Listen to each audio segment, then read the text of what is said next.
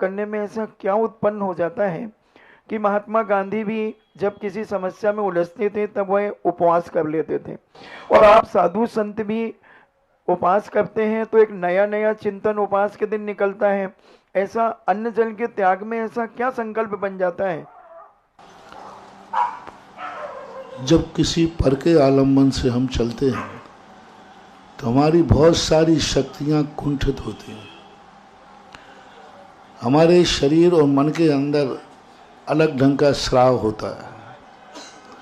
Hormones प्रति क्षण बदलते रहते हैं। जब हम किसी के अधीन होकर चलते हैं, जब एक व्यक्ति किसी के किराए के मकान में रहता है,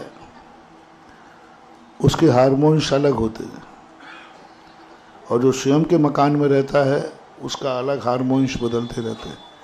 उसके अंदर मलकियत की अनुभूति होती है, छोटी झोपड़ी क्यों न सही।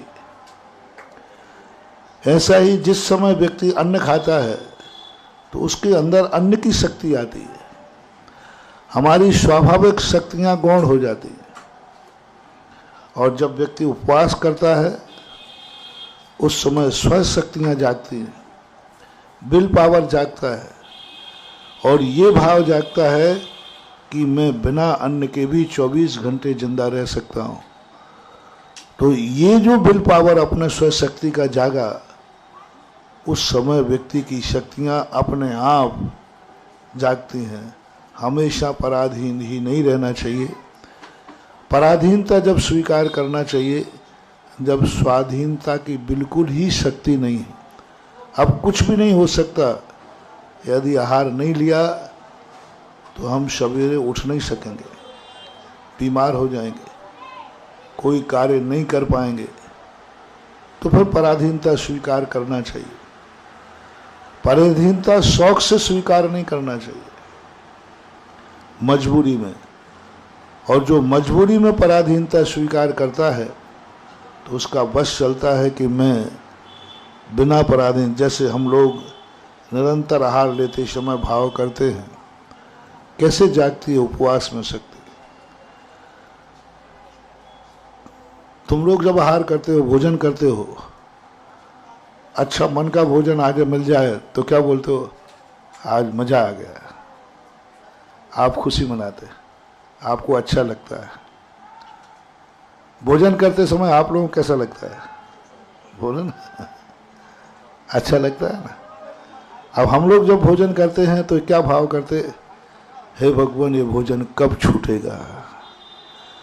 तुम लोग भोजन करते हो और हम लोग दवाई खाते हैं। कितना अंतर है भोजन और दवाई में। तुम लोग जब दवाई खाते हो तब क्या भाव करते हो? हमेशा दवाई चलती रहे, खाओगे तो सही ना, लेकिन क्या भाव करोगे? दवाई कब छूटेगी। ऐसा ही ज्ञानी पुरुष जब भोजन करता है, इसलिए क्षुधा को तुम्हारी पूजा में क्या रखा? क्षुधा रोग विनाशनाय नैवेद्यम निरुपामति। क्षुधा को रोग कहा गया। और रोग की जब दवाई करता है तो हमेशा ये भाव करता है ये दवाई कब छूटे। हम लोग भोजन करते समय भाव करते हैं ये भोजन कब छूटेगा, ये क्षुधा रोग कब शांत होगा। और ये जो परिणाम हम लोगों का आता है, इसी परिणाम से हम लोगों की इतनी शक्तियाँ जाग जाती हैं कि उपवास भी होता है। गर्मी के दिनों में 48 टेम्परेचर है, एक टाइम भोजन पानी में भी हम लोग सुबह तुम लोगों से ज़्यादा अच्छे जिंदा रहता हूँ। तुम 2-2 3-3 बार खाते हो और मैं एक बार भोजन करता हूँ। इतना विहार भी कर रहा हूँ और कैसा बैठा हूँ, बोलो ना, है।